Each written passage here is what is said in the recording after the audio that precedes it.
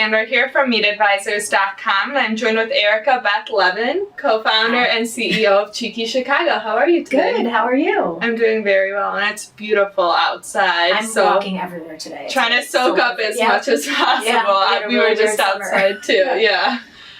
So I wanted to just start off with asking you, who are you, and then what is Cheeky Chicago? Wow, who am I? That's a loaded question. Well, I founded Cheeky with my partner about 6.5 years ago, and I'm the editor. I started as the editor-in-chief, and everything kind of has morphed over the years into a co-founder, editor-in-chief, now CEO. So that's a little bit about who I am, I guess. And Cheeky is an online magazine for women in Chicago. It's sort of an online and offline lifestyle brand for women that live in the city. We cover everything from restaurants, nightlife, music, theater, but then we also have the opportunity for our online community to meet offline in the real world at one-of-a-kind events that we host every other month or so. Okay. And what made you start Cheeky Chicago? So, good question. My partner and I became very fast friends, and we kind of committed to trying something new every week around town in the city. And, we would go online to see what that would be, whether it was a new restaurant or a new show or anything like that. And we found that there were 100 city guides, and at the time it was Metromix and City Search and Yelp and all of these great resources. But there was no city-centric female-focused guide. So none of these guides actually targeted a young cosmopolitan woman. And anything that did target women was generally strictly beauty, relationships, very female-focused topics. So we figured that if we wanted that, and we were craving this resource that other people were, and then we just decided to create it. And what are some of the events that you guys hold? So you mentioned that. Yeah, when we started the business, it was strictly like an online magazine. Okay. And we thought to ourselves, how do we get the word out about our magazine other than just word of mouth? What can we do to market it internally and spread the word? And that's why we started having events, because events get a lot of hype and you can get written about in the paper. And so that's really why we started having these events. And over the years, they've ranged from, we always throw an anniversary party on our birthday, which is in October. So next month we'll be 6 years old. Wow. And we also, we work with, say, the 900 shops in Bloomingdale's and do their spring fashion show. Okay. Or we do an event on a boat off of Navy Pier honoring the cheekiest guys of the year. And of course, if we honor them, they're not secondary, but we are a female magazine, and we always honor the cheekiest women of the year every January. And those are women that are nominated from our audience. They can tweet names of people, they can submit nominations, and then we pick the top 10 cheeky women that embody what we think it means to be cheeky, which is supporting, helping, nurturing other women, whether you're a mom or a doctor or a media personality or a fitness professional or anything like that. So it's a really cool event. So we do all sorts of different things. Awesome. Yeah. So what drove you to become an entrepreneur?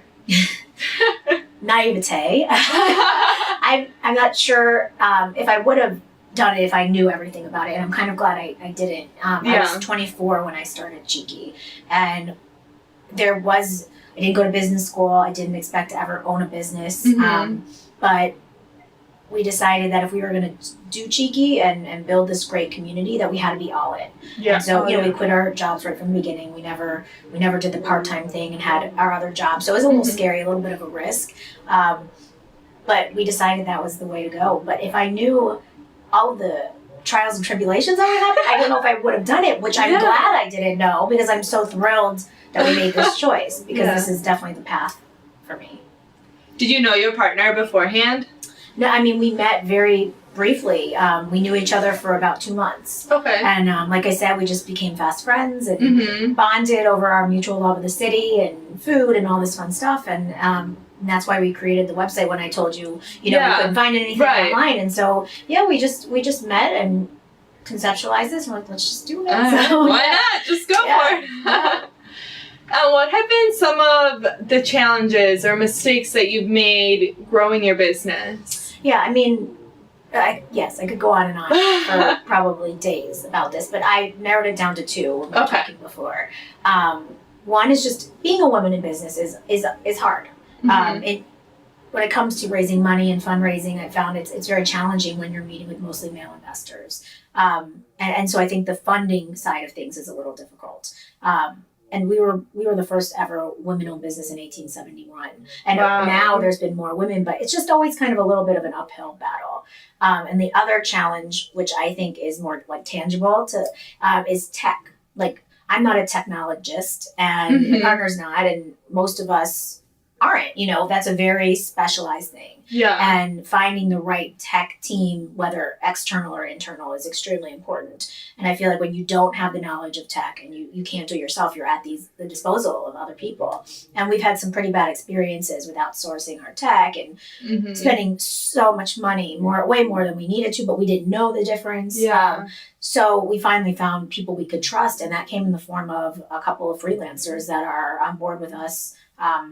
They're always, I call them freelancers, but they're always there whenever we need anything. But we didn't go with like an outside team because we just had bad experiences with that. And, you know, technology is a whole nother language. And I would actually advise learning at least some of it, you know, taking basic classes. As an entrepreneur who doesn't know technology, I kind of wish I had taught myself a little bit more. Yeah.